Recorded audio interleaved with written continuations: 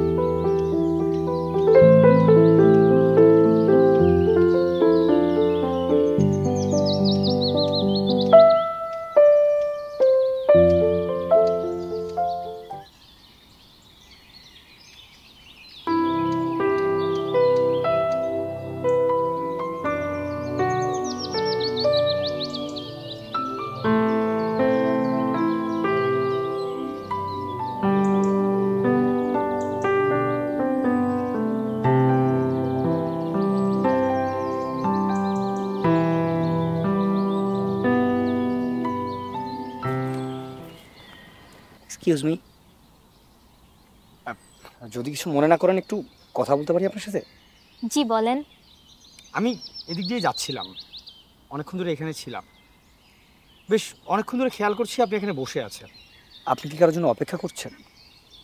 হ্যাঁ করছিলাম। বিশেষ কেউ? বলতে পারেন। তা তিনি কখন আসবেন? সেটা তো জানি না। আচ্ছা, আমি আমার কথায় আসি। আমি একজন ফটোগ্রাফার, শখের ছবিয়াল বলতে পারেন। ইট পাথরের এই যান্ত্রিক শহরে সুন্দর মুহূর্ত খুঁজে বেড়াই। আজও অনেকক্ষণ ধরেই এদিক সেদিক ঘোরাফেরা করছিলাম, চেষ্টা করছিলাম অনেক, কিন্তু তেমন কোনো মুহূর্ত খুঁজে পাইনি। কিন্তু আপনাকে এখানে অপেক্ষা করতে দেখে কেন যেন মনে হলো যে এই মুহূর্তটাকে যদি ক্যামেরাবন্দি করা যেত। আমি আমি কি আপনার এই অপেক্ষার মুহূর্তটা আমার ক্যামেরায় ধারণ করতে পারি? ক্যামেরা অপেক্ষার মুহূর্ত ধারণ করে? যায় করা। কেন যাবে না? যায় তো। ক্যামেরা মানুষের জীবনের সুখ দুঃখ, পাখির আপন মনে বেঁচে থাকা, গাছের বেড়ে ওঠা, এই সব কিছুই চাইলে ক্যামেরায় ধারণ করা সম্ভব। আমি কি একটু চেষ্টা করে দেখতে পারি? ঠিক আছে, চেষ্টা করে দেখেন অপেক্ষার মুহূর্ত ধারণ করতে পারেন কিনা। ওকে, আপনি জাস্ট আপনি যেভাবে অপেক্ষায় ছিলেন সেটাই থাকবেন, আমি আমারটা করে নিচ্ছি। হ্যাঁ,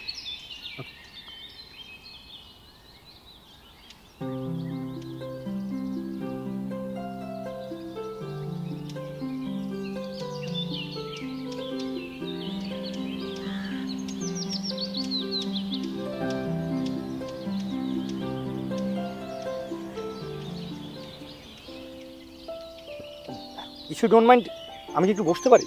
হ্যাঁ শিওর। Thank you.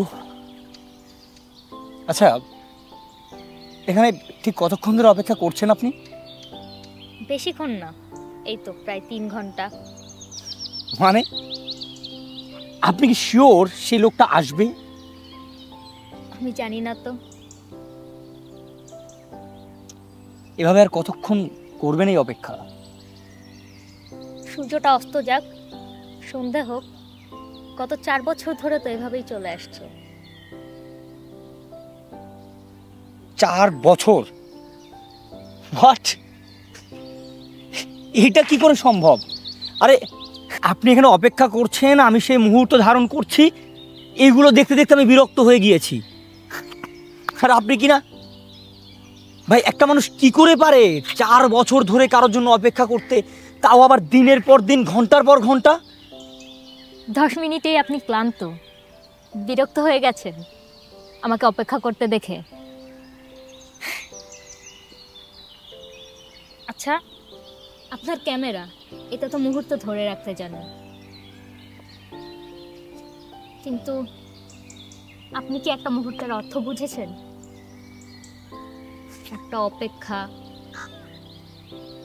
একটা অনুভূতি।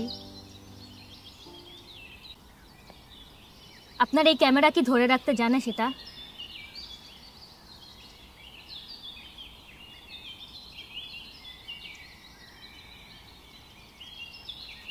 I am sorry. আসছেন।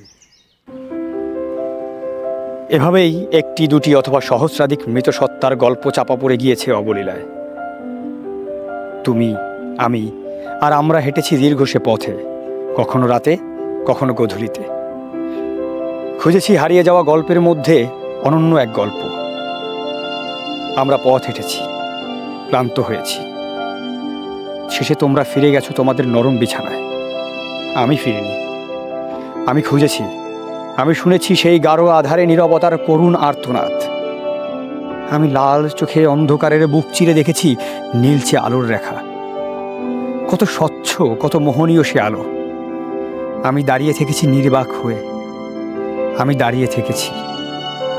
আমি ফিরে এসেছি অগণিত মৃত সত্তার গল্প নিয়ে।